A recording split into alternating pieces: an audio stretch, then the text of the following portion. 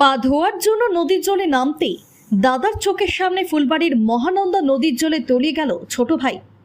তৎক্ষণাৎ দাদার চিৎকার শুনে আশপাশ থেকে মানুষজন ছুটে এসে ভাইকে জল থেকে ওঠানোর চেষ্টা করলেও ব্যর্থ হয় সকলেই। এদিকে 12 ঘন্টা কেটে গেলেও কোনো খোঁজ পাওয়া যায়নি তলিয়ে যাওয়া যুবকের। জানা গেছে শিলিগুড়ি সংলগ্ন রাঙ্গাপানি এলাকার দুই যুবক শুক্রবার সন্ধে নাগাদ ঘুরতে এসেছিলেন ফুলবাড়ির মহানন্দা ব্যারেজ এলাকায়। দুজনেই বাইকে করে এসেছিলেন। আসার সময় ছোট ভাইয়ের পায়ে কাদা লেগে যায়। সেই সময় ছোট ভাই সুরজ রায় পা ধোয়ার জন্য নদীর জলে নামছিলেন। এমন সময় পা পিছলে নদীতে তলিয়ে যায় সে। ঘটনার পর থেকে শুক্রবার গভীর রাত পর্যন্ত তল্লাশি জারি থাকলেও কোনো খোঁজ মেলেনি যুবকের। শনিবার সকাল থেকে ফের শুরু হয় তল্লাশি অভিযান। আমার একটা বন্ধু আর কি কানাইশীল, ও বাজার থেকে খবর দিল যে এইরকম সদার ভাগনা যেটা দোকানে সবজি বিক্রি করতো, ও বলে জলে ডুবে মারা গেছে।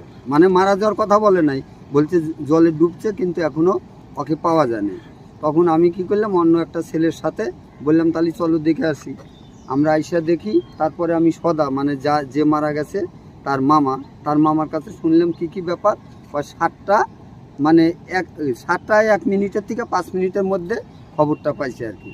তারপরে আইসাও যে কিভাবে মারা গেছে, ওর যে ভাই ছিল আর কি, ওরা যমজ 2 ভাই, তো ওই বড় যেটা তার কাছে জিজ্ঞাসা করছে যে কিভাবে মারা গেল। ও পরে বলছে যে আমরা 2 ভাই ঘুরতে আসছি, মাঝে সাঝে আসে ঘুরতে, এখানে গাড়িটা রেখে তারপরে বলছে পায়ে বলে কি নোংরা ভরছে, ওই নোংরাটা বলছে যে আমি ধুতে নামবো। তো যখন ওর ভাই উপরে দাঁড়া আছে, ও যায় এখানে স্লিপ কাটছে আর কি। স্লিপ কাটে যখন ও পড়ে যায়, তখন ওর ভাই, ওর যে দাদাও চেষ্টা করছে যে আমি ওকে বাঁচাই। ভাই যদি সামনে যদি চলে যায় তাদের তো দুঃখজনক জিনিস, কিন্তু ও তখন কি করছে, নামার মানে ইচ্ছা করছিল আর কি।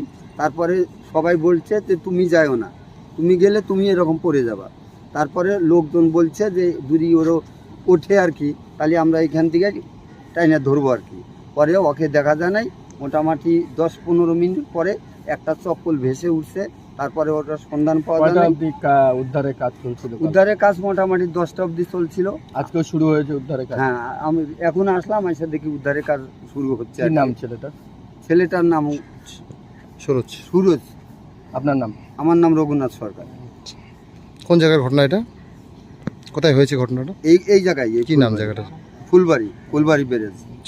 ব্রহ্মপুরে দীর্ঘ কয়েক বছর ধরে অত্যাধুনিক সুবিধার সাথে শেহান বিমল রায়ের নেতৃত্বে টিচার রতন রায় কারাটের প্রশিক্ষণ দিয়ে চলেছেন।